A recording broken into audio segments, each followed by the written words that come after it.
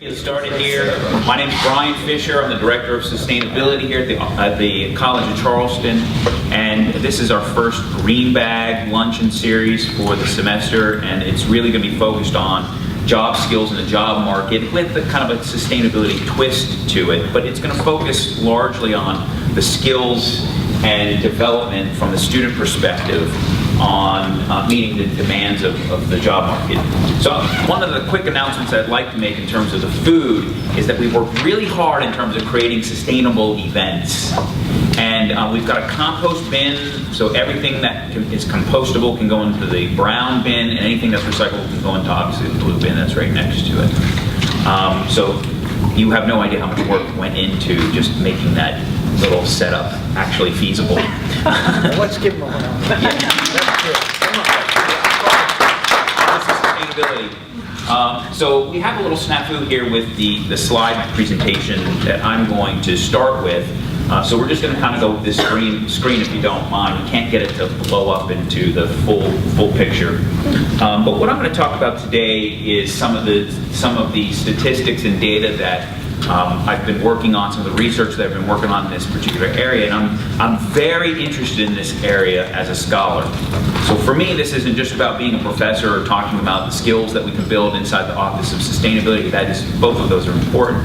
But I'm very, very interested in the educational component of building skills to meet the job market, particularly in and around sustainability, because sustainability is not an add-on. Sustainability needs to be integrated into all facets of organizations. And I honestly believe in 5 to 10 years we will be thinking that way, that sustainability is integrated. It's not just a pillar, as I told my boss Steve Osborne, for the organization. It has to be integrated as the foundation of your organization. And like I said, if we're projecting that in 5 to 10 years, most organizations are going to be thinking this way, then it's really important that we start to think about skill development and educational development in this area, and that's one of my research interests, as I said. For me, I view the vast majority of these issues in and around sustainability through the eyes of my kids, who range from 2 to 5. These are the 2 boys here that are ages 2 and 3. At the aquarium here, and I view them through my students. I think that's the most effective lens that we can have, is to view it through the next generation. And it puts a different spin on most of the things that we think about when we encounter some of these problems. So we can't really see this very well. I'm not going to go through each one of these. I'm just going to kind of touch on some basic points of what I think are developing problems for the 21st century. Currently, we like to think that this is, or you commonly hear that the job market, you're competing in a global job market. The reality of it is you're really competing with about 500 million people. Of the 7 billion, you're just not competing with all of them. First of all, they're not in your age group. But more importantly, it's not a level playing field that you're dealing with. You're dealing with about 500 million similarly positioned people. For my kids' generation, that number is going to be in and around 3 to 4 billion. So you just think about the changing world that's going to happen over the next generation. By the time my kids, in 15 to 20 years, they're going to be competing with 6 times the number of people in the marketplace than you are today. The second thing is it's a hyper-connected world. It's just not connected or interconnected, it's hyper-connected. And what this is doing, it's leveling the playing field so that those in China, those in India can compete directly with you for jobs. And we've heard the saying over and over again, they're willing to do it for cheaper, and on the cheap, and that is absolutely true. So you're competing almost in a way in an unlevel playing field for these jobs. My children's generation, everything will be connected. The playing field will be level for 3 to 4 billion people. The other aspect of this is right now North America represents about 25% or a quarter of the global economy. East Asia, or Asia in general, about 20%. By the time my kids, in 15 to 20 years, come to the job market, 40% of the global economy will be positioned in Asia, with only 12 to 15% in North America. Literally, my kids may have to go outside the United States to acquire that competitive job. And you need to start to think about that at the beginning of that evolution and what that means for you. We're seeing increasing transience and detachment. That is, the employer-employee are far less loyal today than they were in previous generations. What that means for you is that on average, the average student that graduates today will have 12 jobs by the time they're 40. That's pretty remarkable.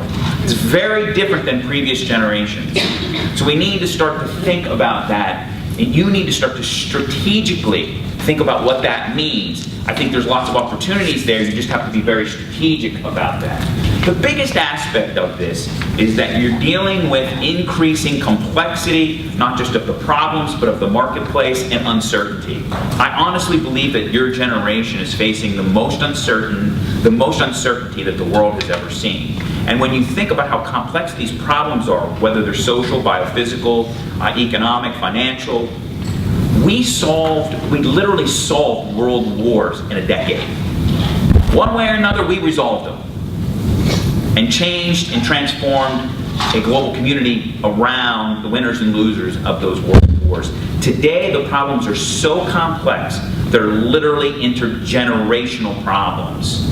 That means that the solutions are also intergenerational. This is the first time I think we've been confronted with this, where the problems are so deeply embedded in who we are and our structures and our systems that it's going to take literally a couple of generations to work them through. And so I view what we're doing as a partnership, an intergenerational partnership. That's really critical, I think, to the mindset that has to go into thinking about getting a job. So those are some of the things that I'd like to at least address. The other main fact that comes out of this is that your generation currently is facing almost a 50% under an unemployment rate upon graduation. That's staggering. To me, this calls into question the value of higher education. So I think there's a tremendous amount here that we can kind of digest, but the fact is you're in a hotly competitive environment right now, and you need to strategically begin to think about that at a much earlier stage. I did some survey data with one of my undergraduate students, Deborah. You want to raise your hand, Deb? And we are in the midst of this survey where we're polling respondents in the business community and asking them a variety of questions about the linkage between sustainability and their business. But one of the things that we threw in almost at the last minute that I think has proven to be quite interesting is competencies. So we asked employers, what kind of skills do you find are necessary to engage your business today? And then we asked a second part question that asked them, what kind of skills do you find, of those skills, do you find that recent graduates are either low or high in? And, well, we have a 4-point scale. None, they have no skills at all in this area. They have low, they have moderate, or they have high. And here we're looking at soft skills. I think we have a range of about 15 different soft skills. And on the range, the top part of the chart is demonstrating what they are saying is very important. So employers are saying, here's what's most important in terms of soft skills: problem solving, adaptability, collaboration, team building, managing priorities, innovation, influencing change within the organization, and motivating others. What we found that in terms of the graduates and their perception of what the graduates had in terms of those skills, they said that we have a 50% or greater of these companies, 50% or more of the companies, they've said that 50% or more rank either low or none in the following skill areas: motivating others, influencing change in the organization, innovation, managing priorities, and problem solving. The only two that were below that were adaptability and collaboration. So the bottom line is here, professional communication and external change were the rank the highest, meaning that graduates were the poorest in these areas, and graduates were the best in networking and collaboration, which makes a lot of sense. You guys this next generation is very good at texting, very good with interpersonal skills, very good with those different elements. So I think that's these are important elements to think about. On the hard skills, I think this is really where we get a lot of differentiation. That's really nice. What were the most important hard skills for the employers? Systems thinking, project management, strategic planning, technology, obviously, and engineering expertise, risk assessment, financial analysis, and process management. That is kind of how do you manage the process of your organization or business. Where they found that recent graduates were deficient, and there's some real significant data to back this up, is in risk assessment. 81% of the respondents said that recent graduates were poor or had no skill in this area. That is the highest amongst this polling. Strategic planning, also very, very poor. Systems thinking, process management, all of those areas were ranked very low in terms of the organization. What were pretty good? Technology and engineering expertise and scientific expertise. Now, to me, studying sustainability, which is a holistic systems kind of perspective of your organization, this is not surprising. We educate you in discipline silos. We train you in those discipline silos, and then we send you out in the real world where you continue to operate in these silos. So what we're good at is producing a lot of scientific expertise, a lot of technological expertise. What we're not good at is applying the skills across these disciplines holistically. And so what my advice would be to you is to really think strategically about what that means in terms of how you can improve yourself on the job market. So I think I covered what we're good and what we're not so good at in terms of the data conclusions. I mean, we need strategic planning, systems thinking, risk assessment, project management. On the soft skills, we need problem solving, adaptability, what's increasingly called change management. And I'm going to talk a little bit about that change management, collaboration and innovation. So what is it that the market and society are kind of signaling to us when we start to map these skills? One of the things that's really fascinating to me, and I've read many articles on this at this point, is that what most people in the business world and organizations say is one of the greatest benefits to not only your personal transformation, your personal growth, but to the growth of the company is enhanced self-awareness and understanding of self. This really can't be emphasized enough because it's something that's often today left out of the educational side of the equation. And why would that be important?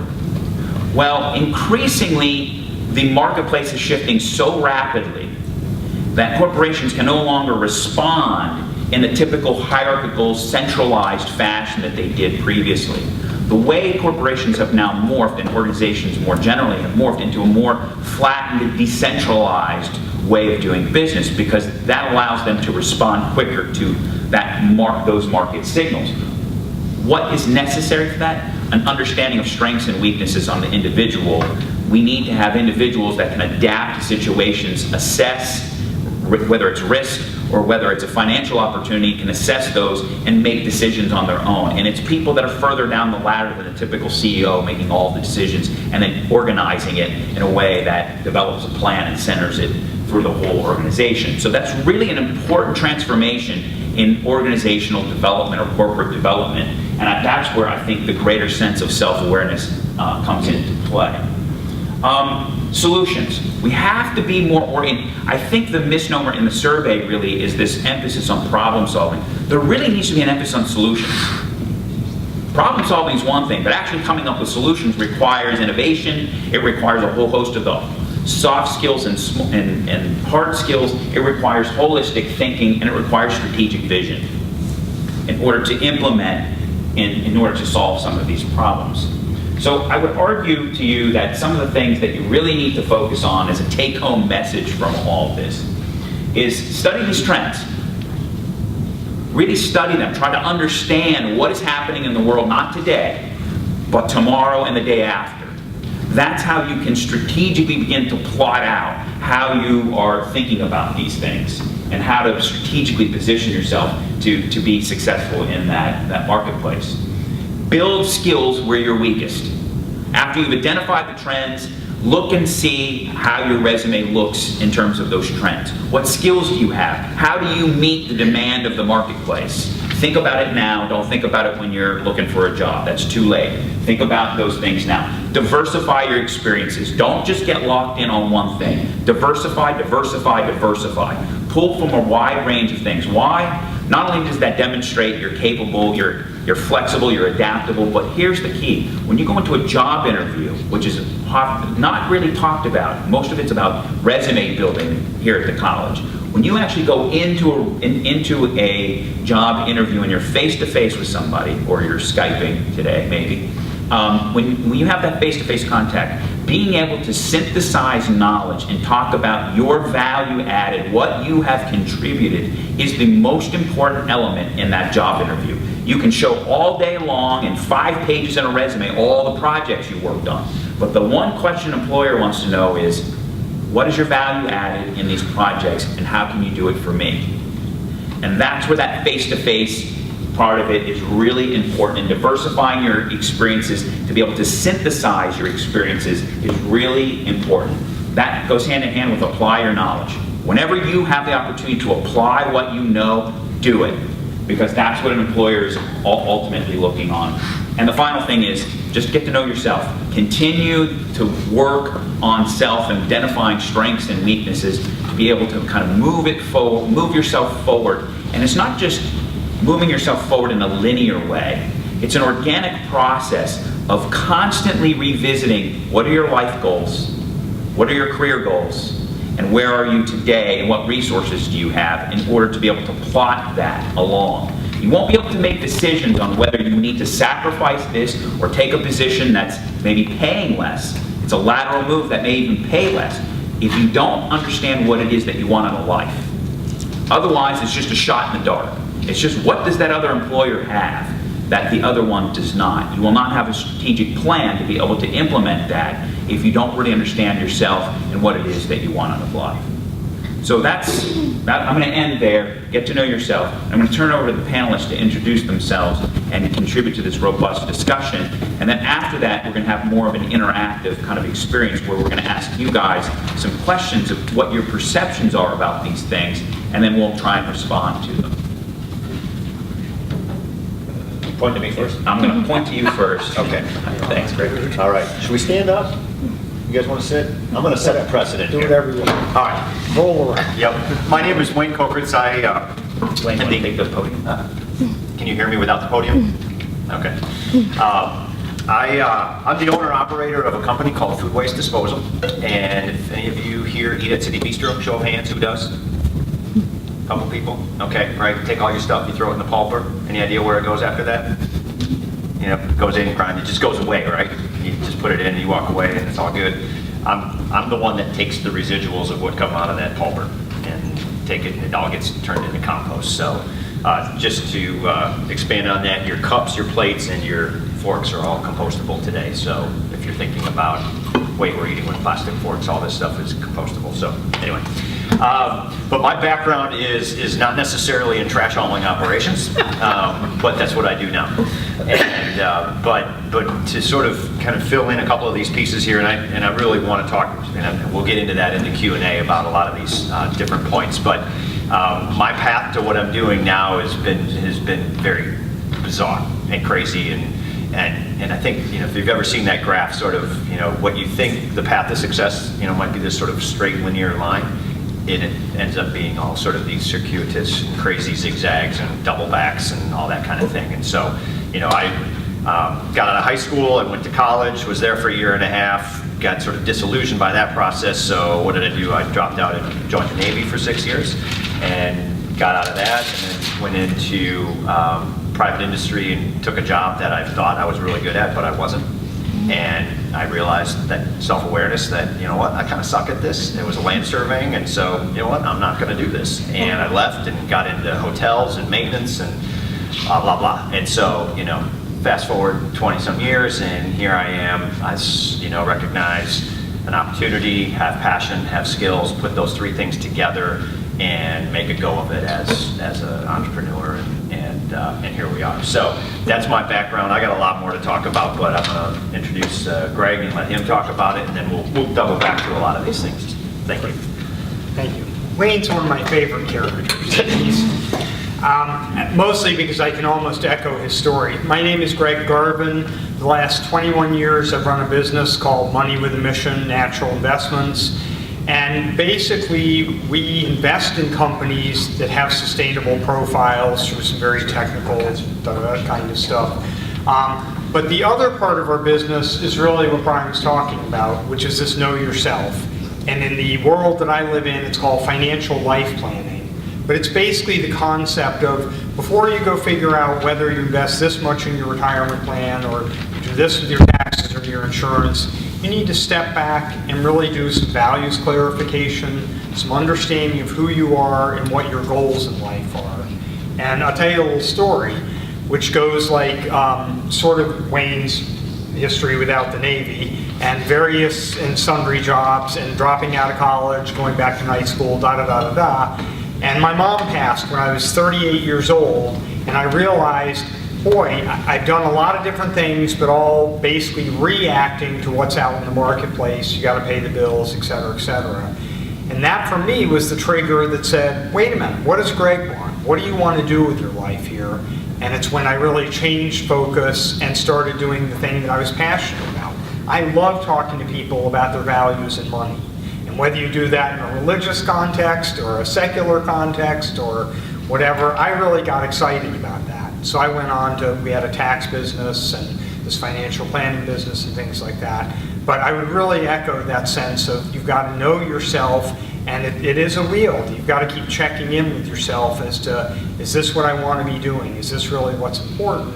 And if it's not, step back and look at some of that. And we'll get to some of the other skill things. But. Well, I'm going to break tradition. Go for it. We're just a couple of loudmouths. I'm Linda Mesaros. I'm a woman. I'm president of a woman-owned company, Mesaros Associates Inc. We have clients in the federal government, U.S. Department of Agriculture, U.S. Department of State, U.S. Department of Energy, U.S. Department of Defense, countries like Spain, Belgium, the European Union, United Nations, and companies like Siemens.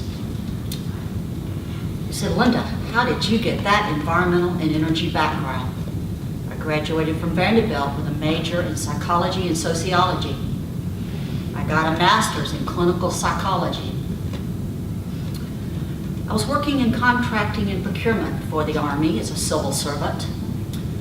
And President Reagan had a one-year detail to come to the White House. And I applied against 450 people and got accepted, all due to a Nordstrom suit that made me feel really good when I went into the interview. One day, this was I stayed, I got a permanent job. During President Bush Sr., there was a hearing at 12 o'clock in the morning. Ref Nader and some of his constituents were not very pleased with the way environmental and energy policy were going on in the White House. So there was a hearing in Congress with Senators Levin and Senators Cohen.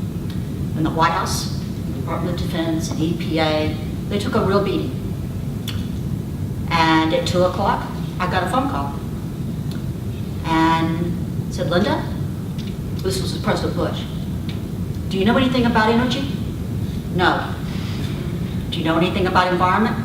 No. Do you want to know anything about energy and environment? No. I'm happy doing what I am in contracting and procurement. Well, Linda, you're smart and you learn real fast. You're going to become environmental and energy advisor. Don't worry, there won't be anything come about, that will be very, very important. 2 weeks later, I got an assignment to write a presidential executive order, which is the highest guidance that the president issues to anyone. I stayed and I was the environmental and energy advisor to Clinton and Bush Sr. And then I retired and I moved to Charleston. I was going to be a retiree. After 6 months, I said, I can't do this. I started up my own company.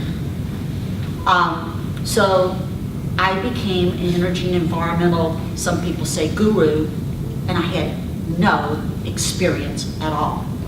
But I did know how to manage. I did know how to get results.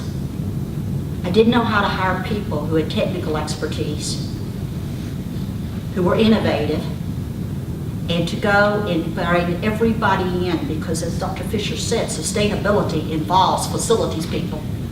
It involves health people. It involves energy, procurement, and a lot of other groups if you're going to succeed.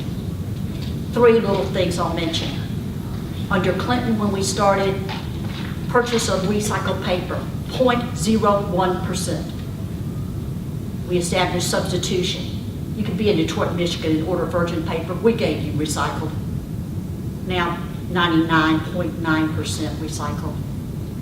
We did assessment for the Department of Energy. All of their buildings now are LEED Gold, green buildings. President Obama has issued recently all contracts in the U.S. services every year.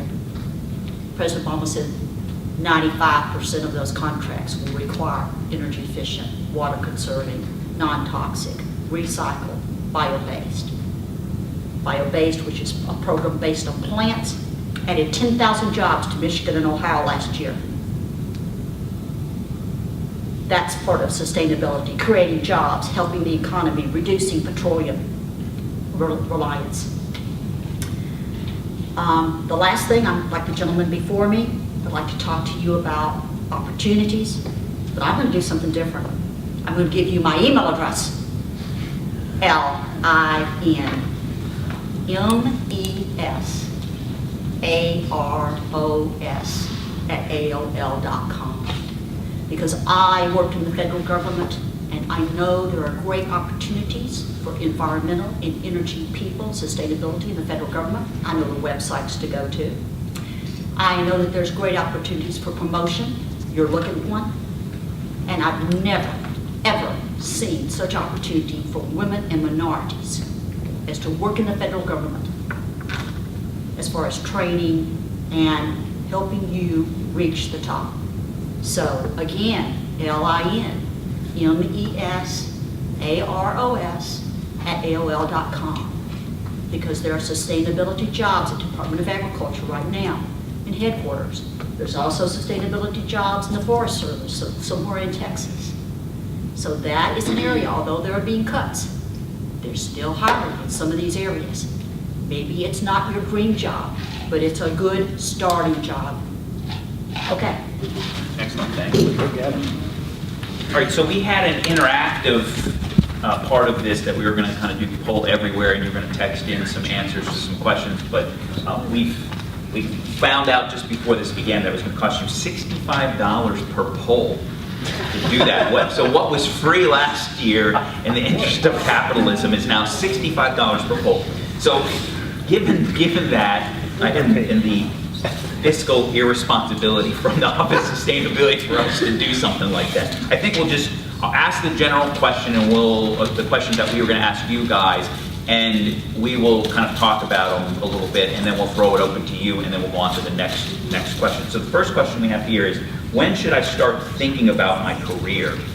And we have basically down here freshman, sophomore, junior, or senior year. I think I would add to this a little bit, going back to what we're talking about, knowing yourself. Your career has already begun in a lot of ways. So even thinking about as a freshman, I think your career began before that. The critical part of this is you can't really understand what you want your career to represent or be, let alone know the track to that career. There's too much uncertainty. There's too much complexity to the marketplace. The best starting point is just to know yourself. What are your strengths? What are your weaknesses? What are your likes, your dislikes?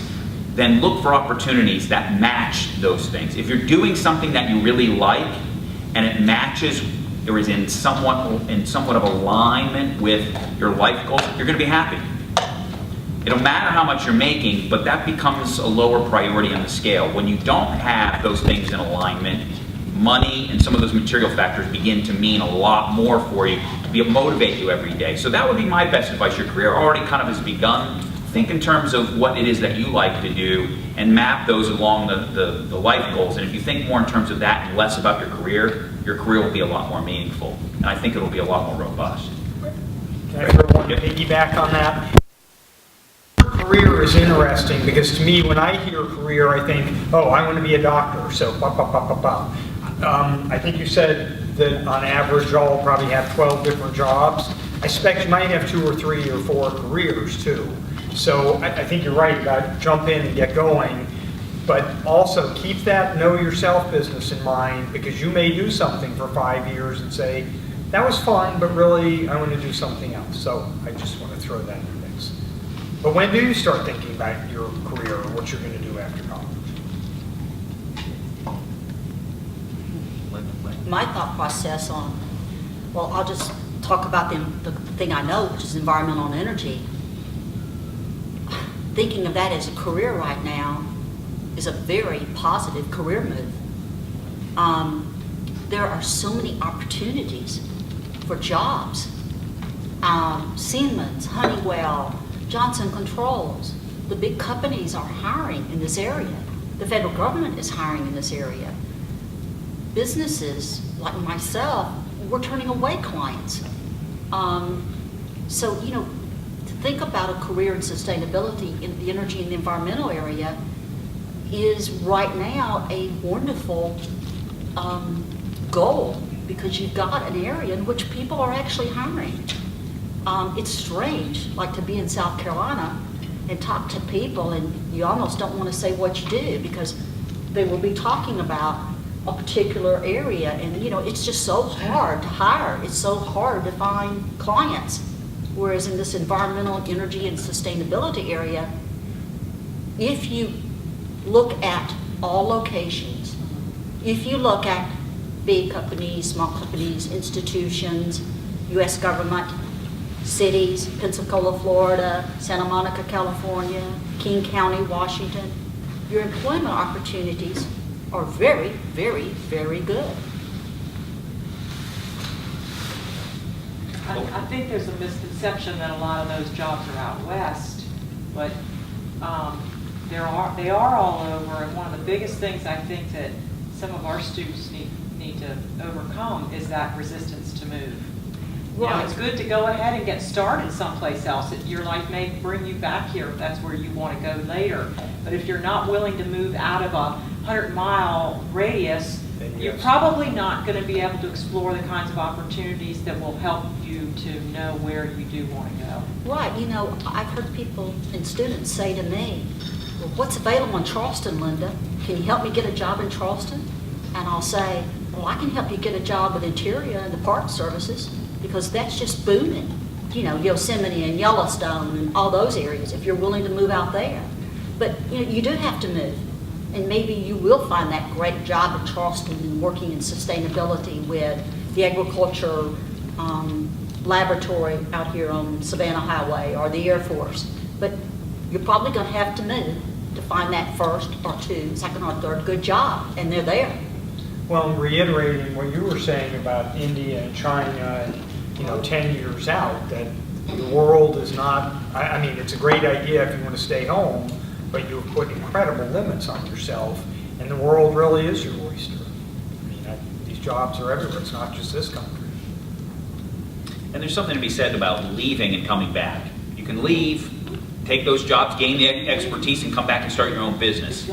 I mean, so there's lots of opportunities. You just need to think in a non-linear way in order to help to provide those opportunities. The other thing I want to add to this, one of the things that came out of the survey data is that when we asked about questions like carbon accounting, organizational sustainability, these kind of questions, half the respondents said they weren't applicable to their organization. So we're seeing the trend, but the fact is half of them did say that they were seeing these kind of skills were necessary. Of what recent grads had, these were off the charts. I mean, no one has these skills. I mean, they were in the none category. The vast majority were in the none category. I can back this up by personal experience because I actually got the job here as the director.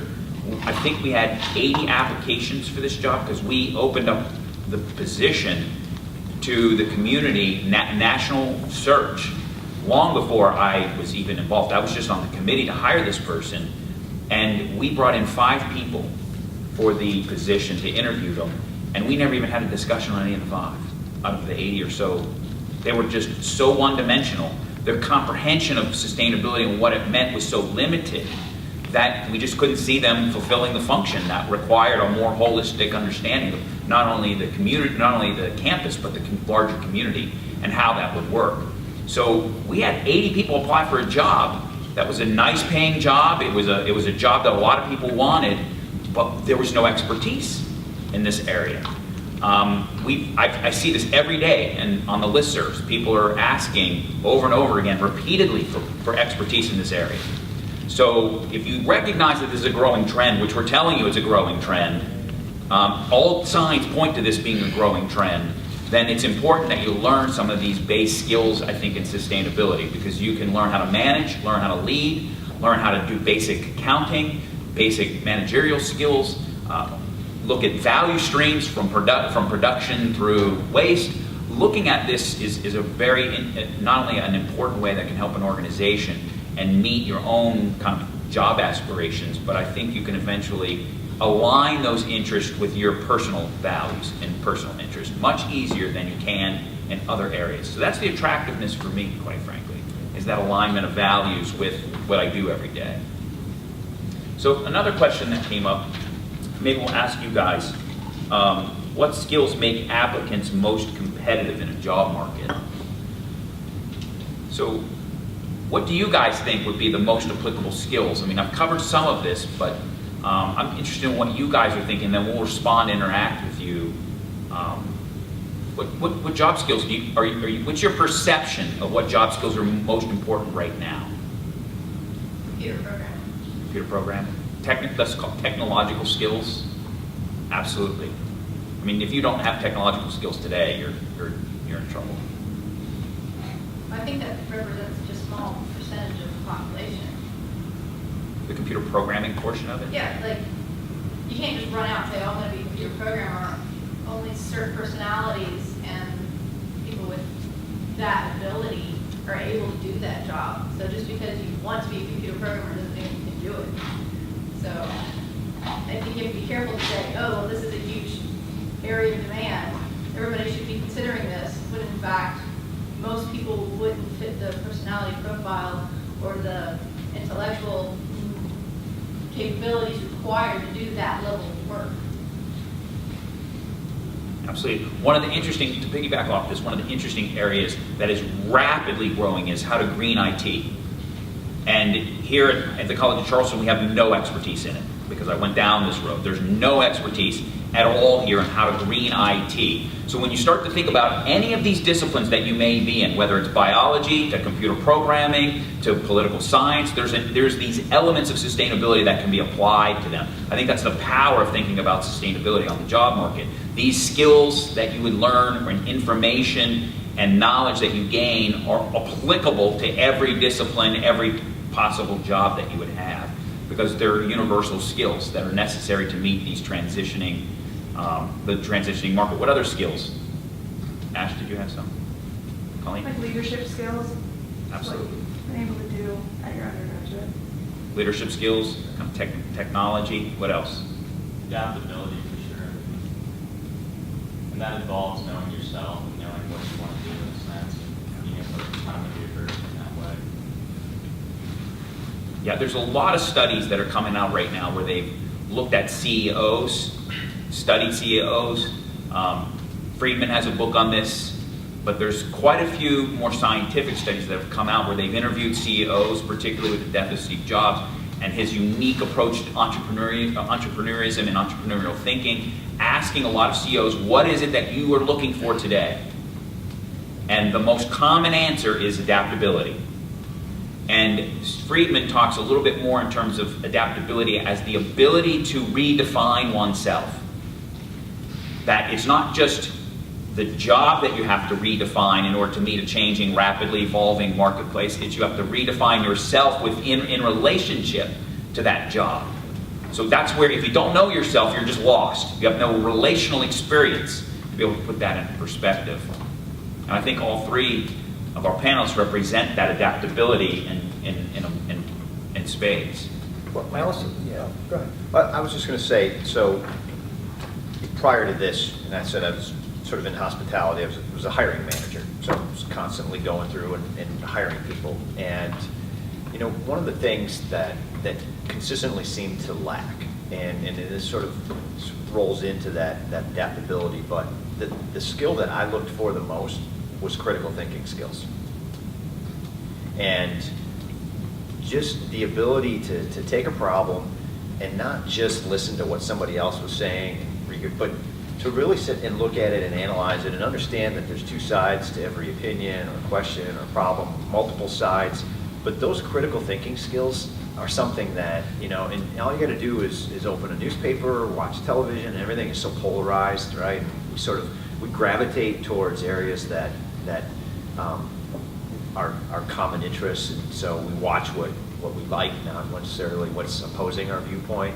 So we don't necessarily learn from that or learn to analyze our own thoughts and opinions. And so to me, critical thinking skills, and I was a hiring manager for a department that you needed technical skills to perform, but that wasn't the number one most important thing that I was looking for, right?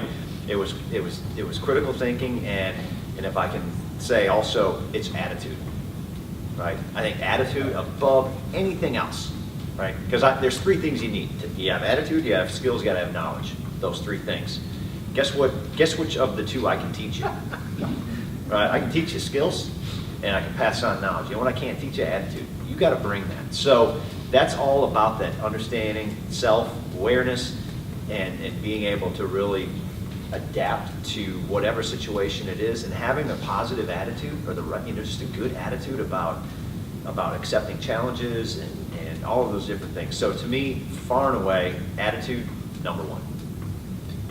And I'd throw in on that, and Linda, you probably know more about this than I certainly do, but I'm interested in alternative companies. We're what's called a B corporation. I don't know if you're familiar with those, but they're called benefit corporations. I'm more interested in women CEOs, people of color CEOs, and what they bring to the table that says, you know, this is the business world, but maybe we have a different perspective, maybe we have a different point of view. And I think being aware of those interests in your own life, I think you talked about the value added part of the conversation when you're interviewing and stuff. I think if you have those interests, those are oftentimes things to highlight and bring up with folks. I also agree with the critical thinking. I also would add the ability to communicate and the ability to sell. The ability to sell. I have a Twitter account. I have Facebook. I have a text. I have an email. I do email. But you know, there's still times where you actually need to go and talk to people face to face, and you need to discuss with them how we're going to implement this or how we're going to sell this, because not everybody in the world loves the environment or energy, and you kind of have to go and make a business case for what you want to do with your sustainability approach. So I think communication is very important. Adaptability. Adaptability to do the mundane and routine, and then to do the great stuff. I'll never forget one of my employees from Carnegie Mellon. We were doing this big Rose Garden event with President Clinton. We had done a major effort to green IT in an easy way, which I'll be glad to pass on to you.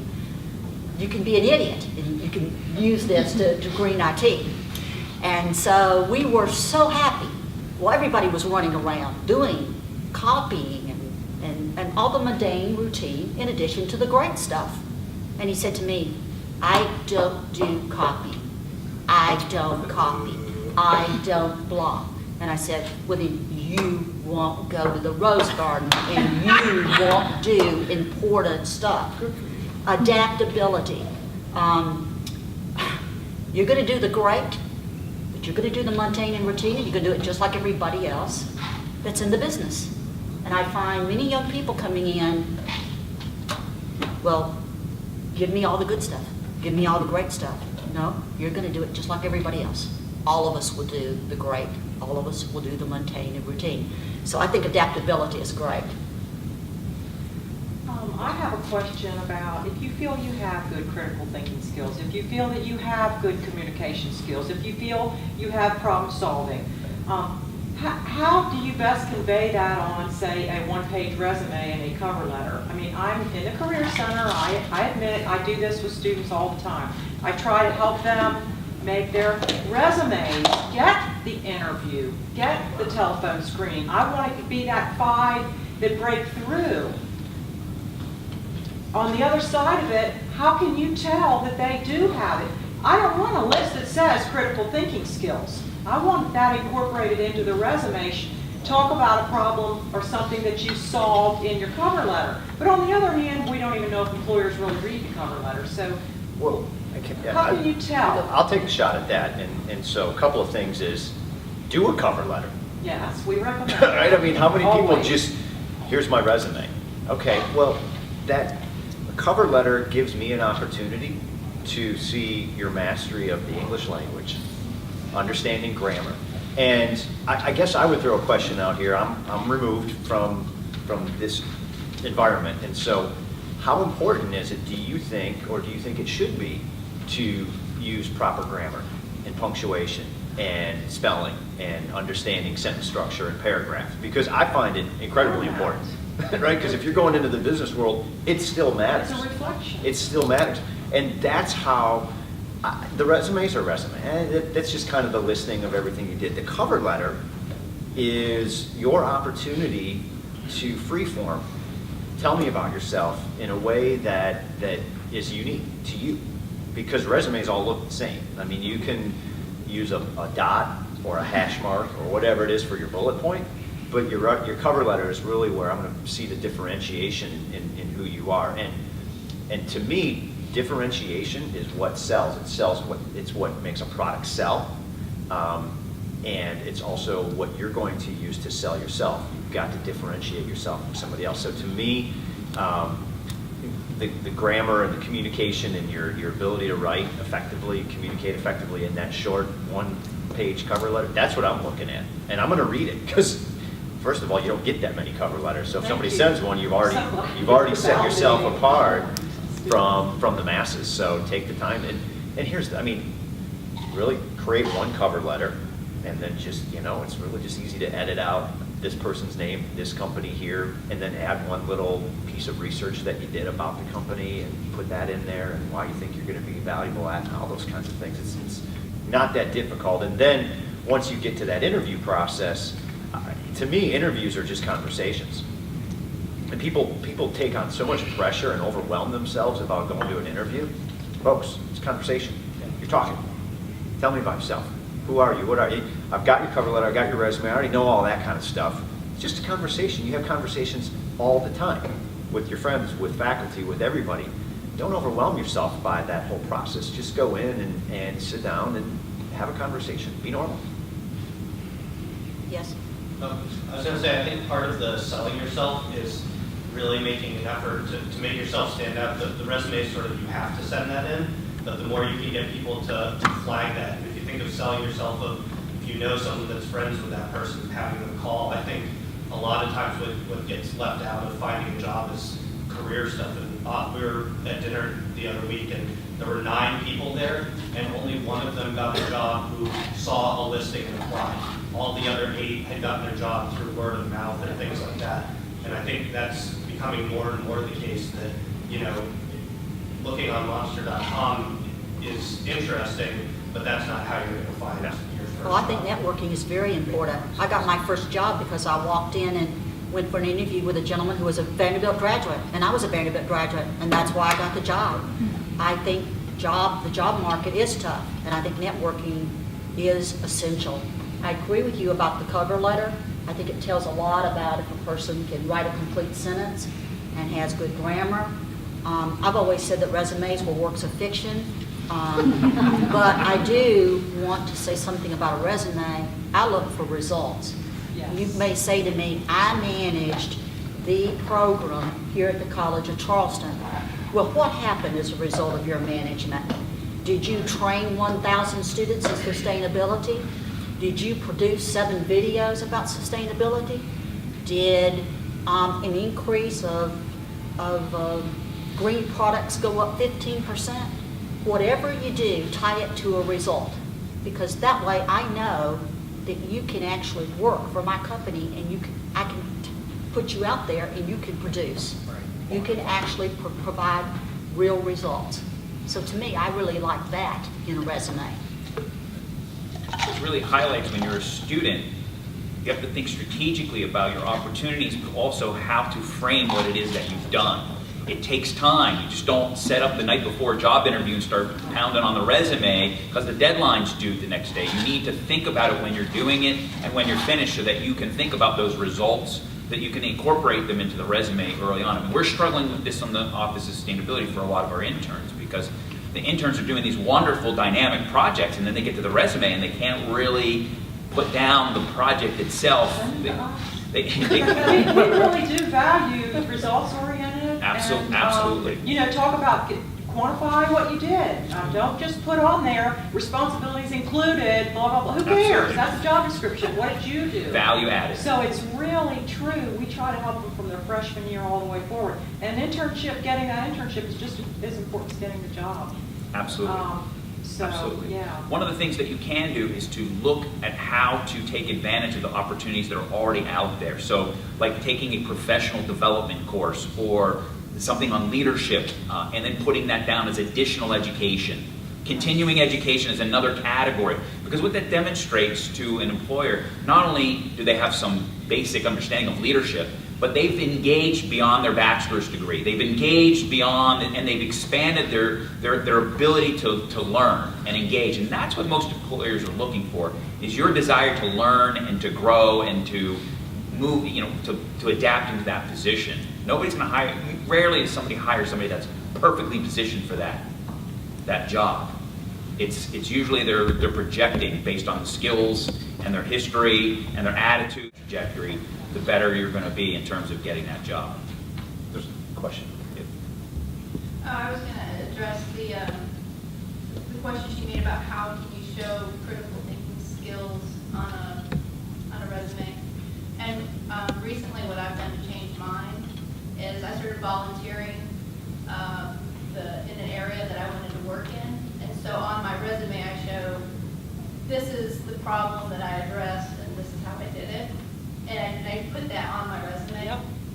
So That's a good suggestion. Yeah. Resumes don't have to be the format that you pull off the internet or the format, but they do need to have something in the first half of the page if someone's going to read any further. So And not your picture. The order in which you present it is very important because I agree. you want to see something early on. But having problem solution is an excellent. I mean, there's so many different ways, but I think sometimes the students struggle with, hey, I'm only a student, I'm only a junior, I haven't had these experiences. So we try to talk to them about, was there a class project you worked on? Have you volunteered for an organization? Did you raise funds for a sorority or fraternity and you exceeded last year's funds? Those are accomplishments. Yes, they are.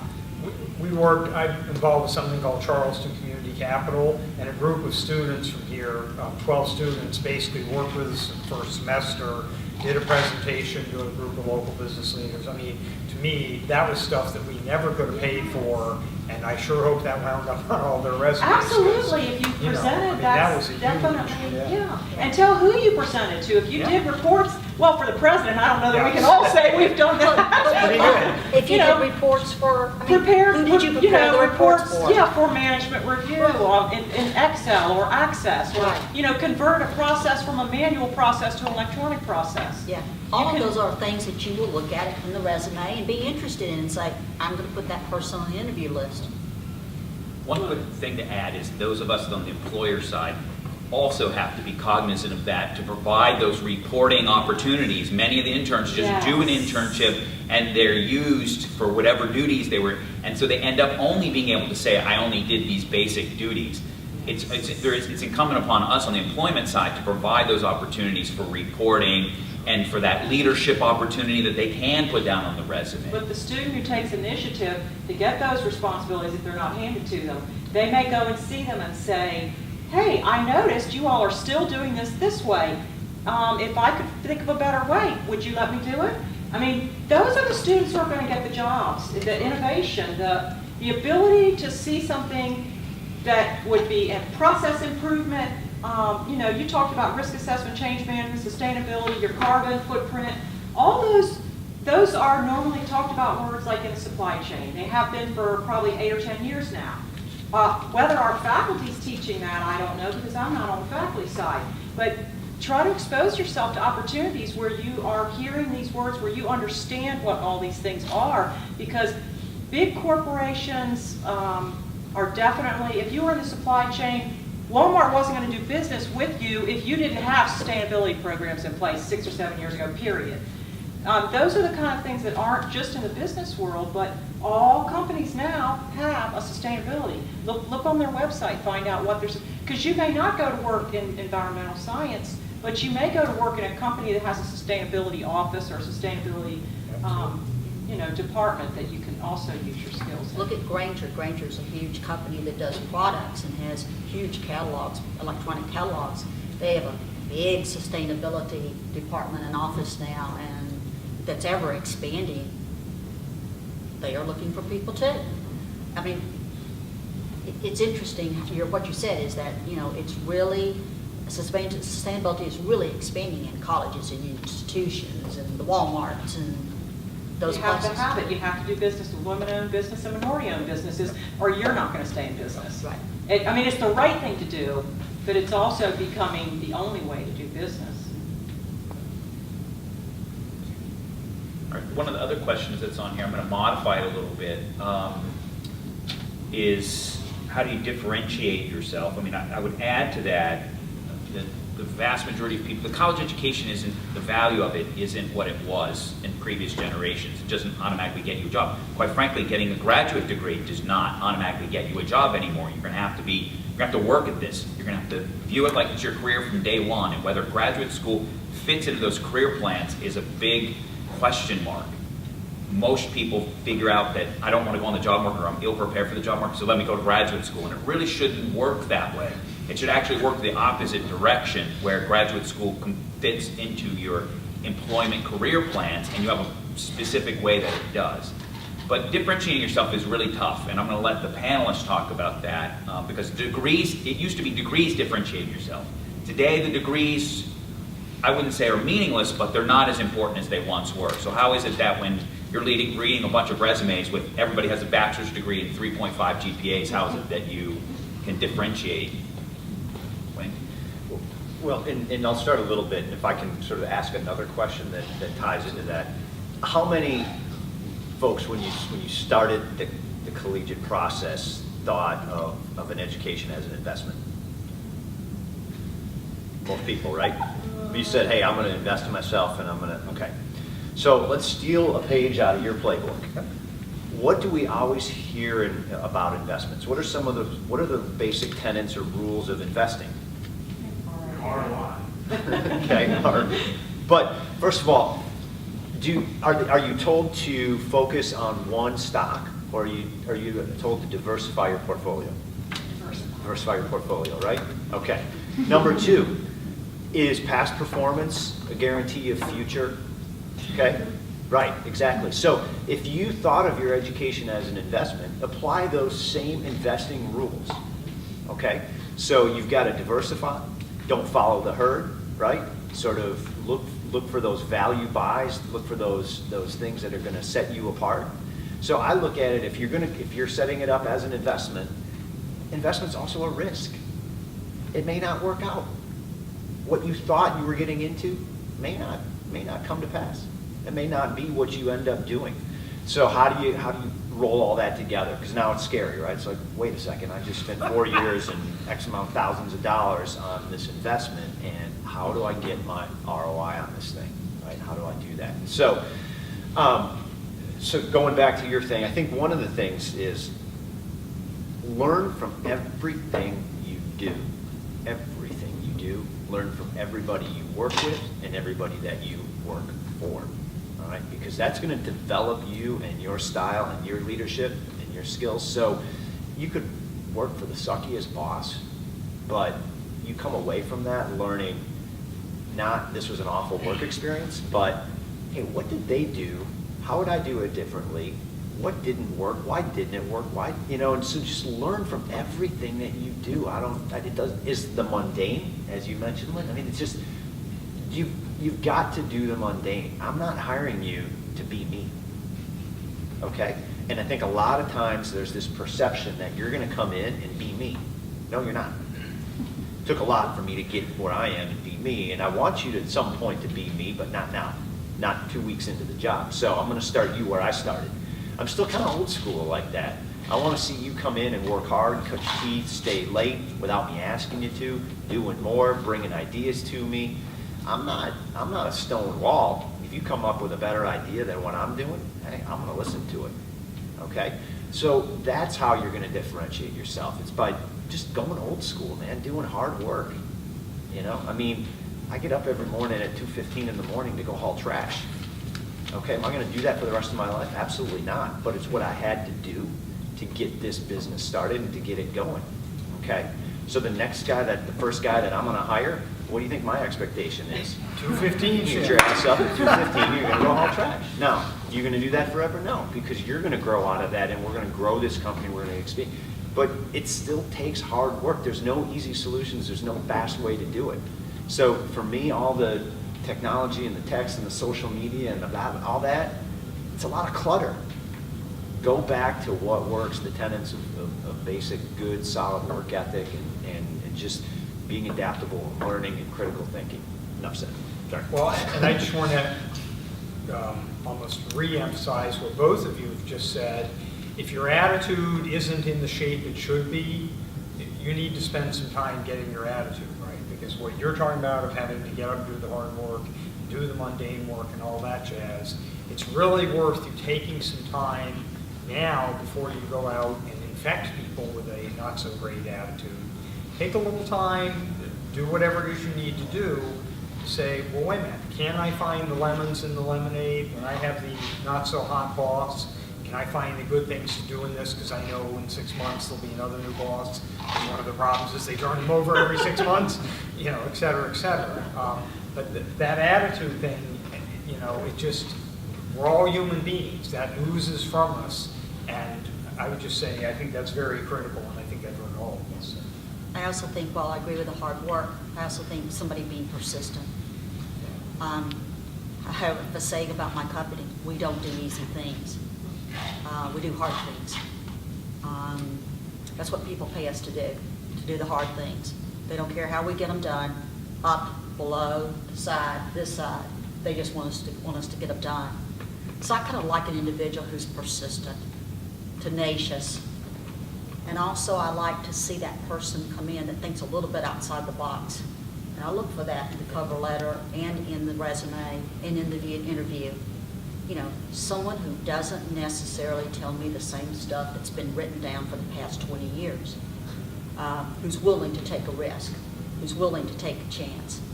So I agree with everything you've said, plus just those few other things. And here's a question for you folks probably, but I love hearing a story. So whether it's in the cover letter or in an interview, I love when people tell me a story. Now, I don't know if that's good for what you're talking about, or is that too folksy or whatever. No, I mean, if you can keep it brief, Yeah, I mean, nobody I'm wants to talking about read a novel. 2-page cover No, letter, but yeah. if you can do something in 3 paragraphs, and those examples can be, Yeah.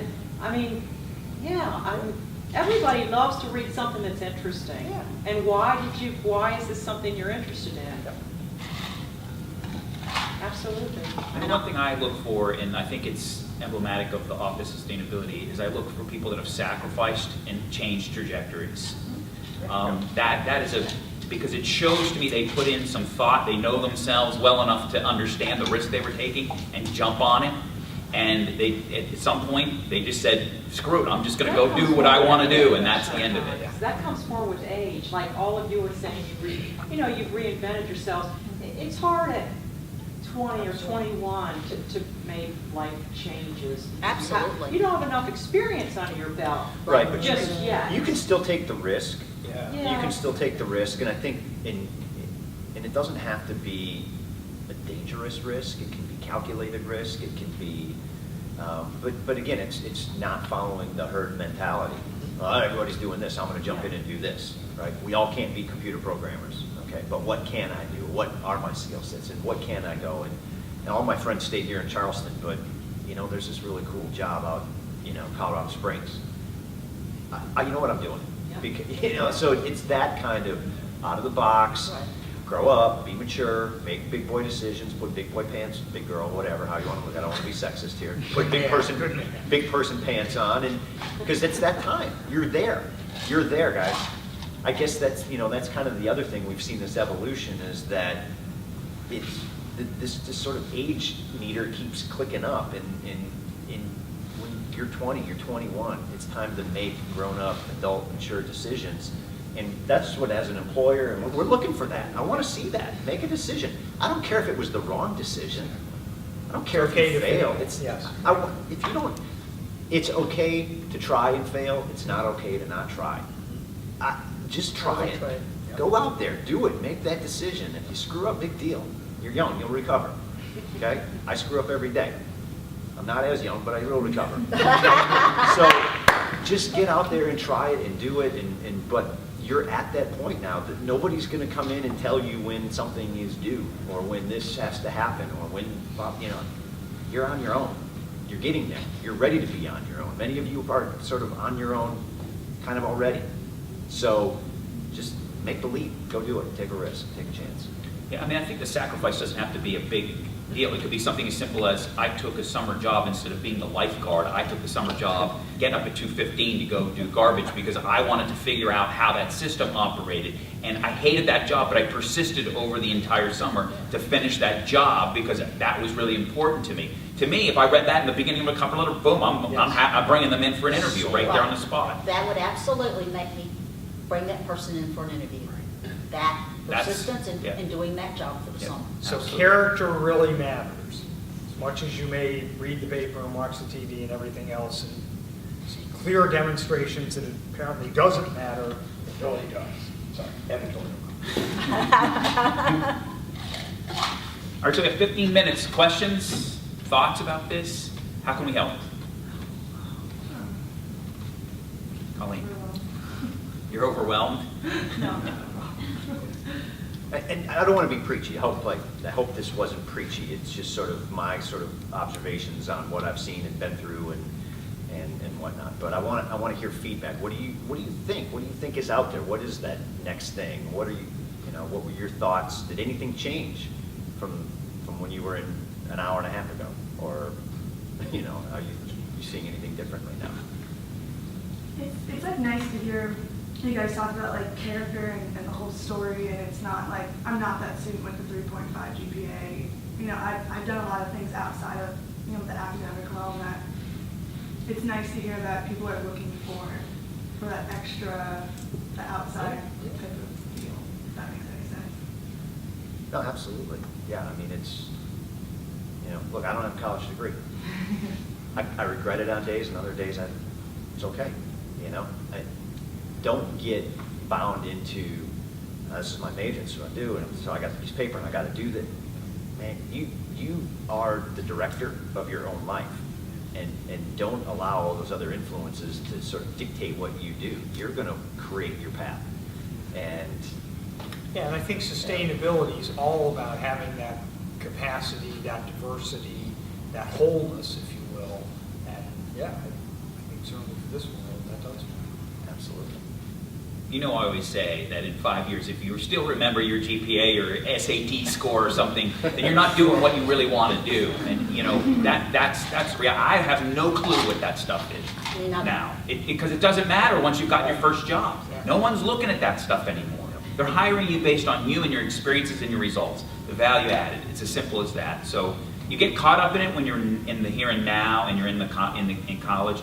But that's not necessarily what employers are even looking at if you're first time out on the job market. But certainly after that, it's relatively mean. Nobody's going, what was your GPA back in college? Or even your major. It falls to the bottom of the page of the resume at some point after a couple years out. But truthfully, it is at the top usually when you first start graduating. Sure, absolutely. But it's not everything. It doesn't define you. How many of you are majoring in sustainability or the environmental energy areas? We don't have a major. You don't have a major. How many are taking classes How many are taking classes in the stewardship environmental and energy and sustainability area? Okay. What drove you to that? Let me get a student who raised their hand and somebody tell me why you took a class on that. Somebody on this side over here, in the back. There were hands all over the room. Come on. There you go. I took an environmental economics course, so I'm an econ major, and it seemed very interesting. So Has it been? it was 2 years ago. I Oh, was okay. learning for stuff from it, so it's a good thing.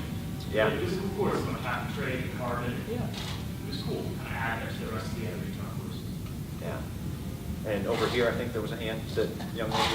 Oh, yeah. Well, I signed up for Dr. Fisher's course, Applied Sustainability, and I worked with Colleen on the Greek life, and I just was totally drawn into the whole field. And I really feel like it aligns with what I want to do and my values. It could be a potential career path. So Yeah. I'm excited about it. I love it. You know, I'll say one thing too, and there's been a lot of talk, you know, sort of, your experience is sort of on a much larger corporate, Yeah. big company, and, you know, I'm the little guy over here.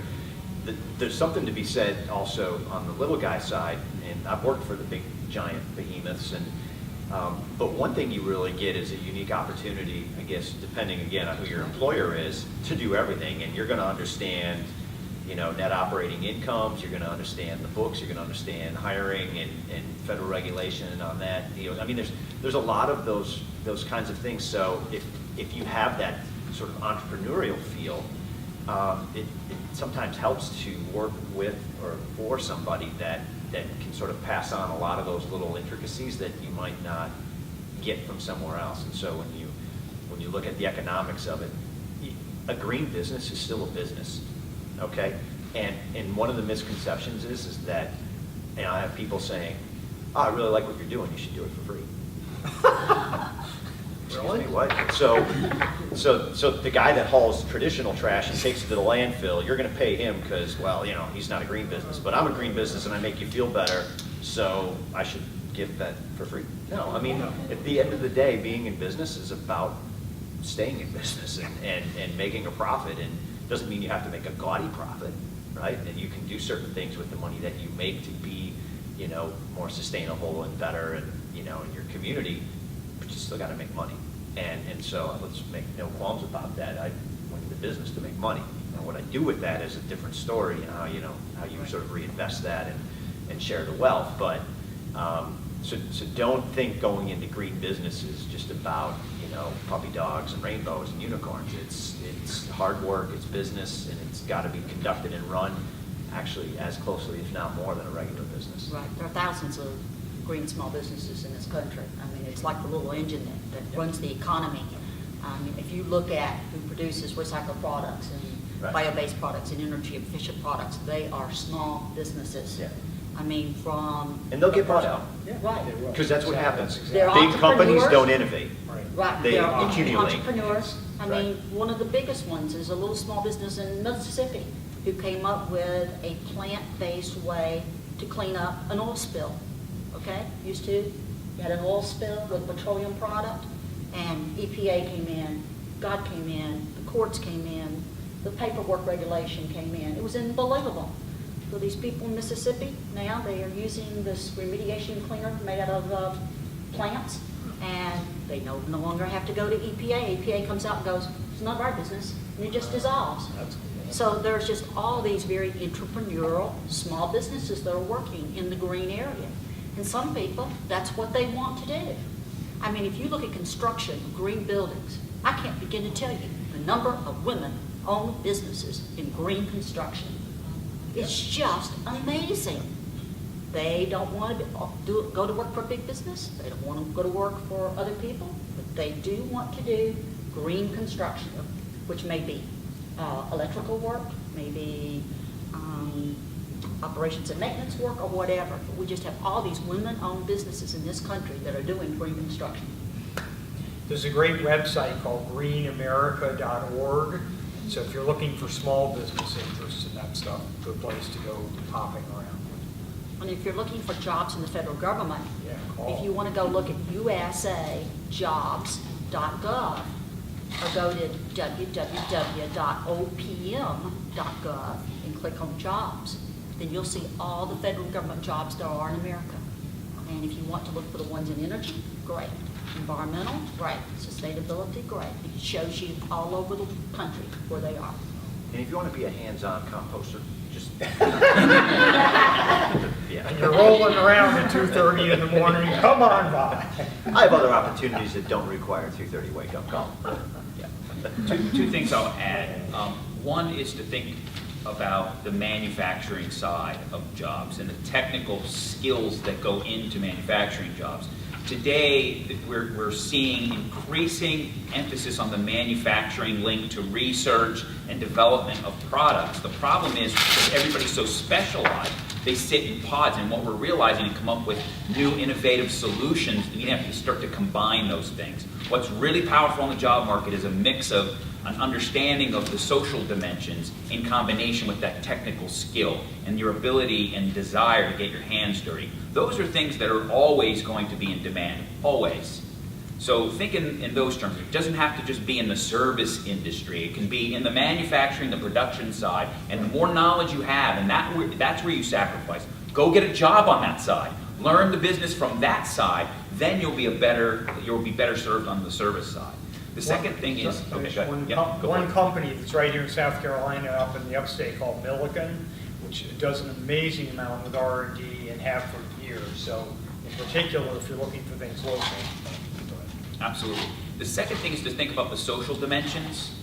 You know, we're really good on the educational side of showing you all the problems in the world and deconstructing them ad nauseum. What we're not very good at is developing solutions. And even when we talk about many of these problems, we scale them.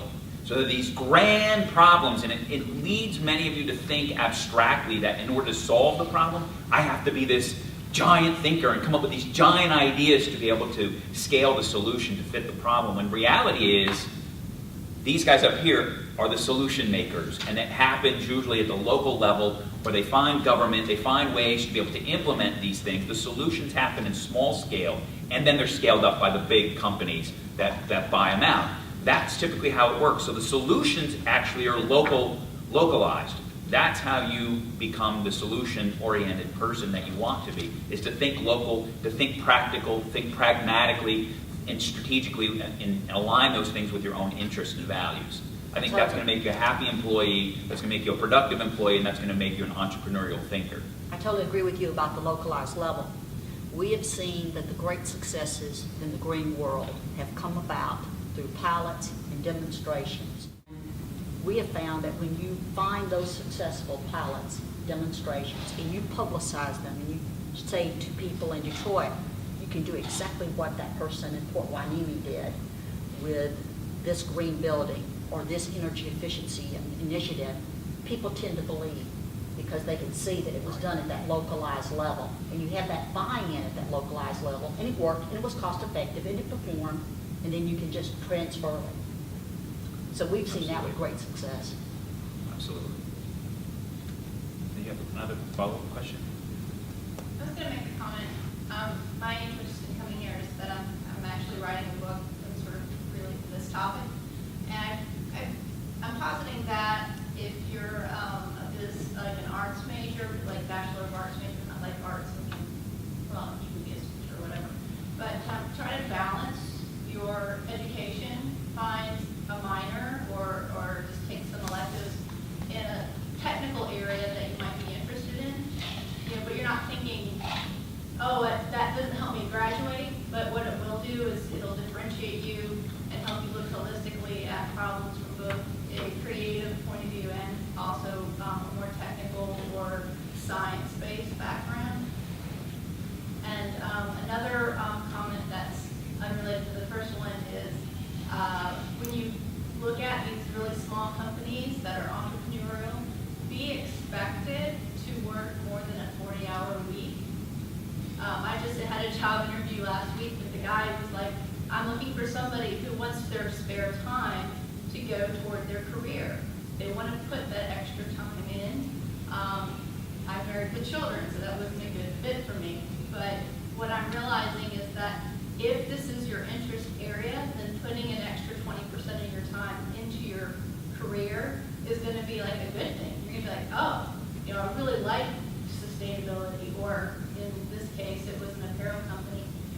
It's like, oh, this is something I really want to do. I really want to put my extra time into my career. So expect as an entry-level graduate from college, you're graduating, you're going after first job, you may be expected to put in hours outside the regular 9-to-5 job. You should plan your life with that expectation. And if you get something less than that, then great, but I would expect more.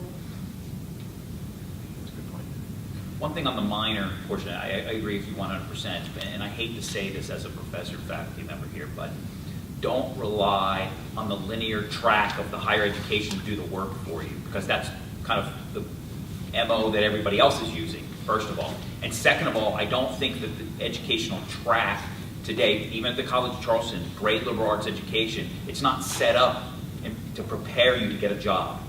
It's set up to give you a broad-based liberal arts education. And we need to work harder on that skill development to match with that, to marry with that liberal arts education. But what that means for you in the transition period is you've got to go and search out those opportunities. You've got to find them yourself to skill build, to fill in that resume so that it differentiates you. So just don't rely on that single, here's my major and here's my minor, and expect that to be enough to get a job. You have to be able to differentiate yourself, and the way to do that is to seek out these other opportunities. There's tons of resources here, from the Career Center to the Office of Sustainability, to there's just the Civic Center for Civic Engagement. I mean, there's so many centers here and resources that very few students ever actually use. I mean, I always do a poll of how many have been to the Career Center.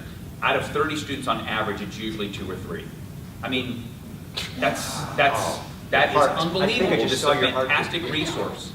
I mean, they'll videotape you for interviews. I mean, there's tons of stuff. There's just resources galore here to be able to support that opportunity. And you guys are not the people we need to get the message to, because you're here today, but it's the others that we need to do a better job of that.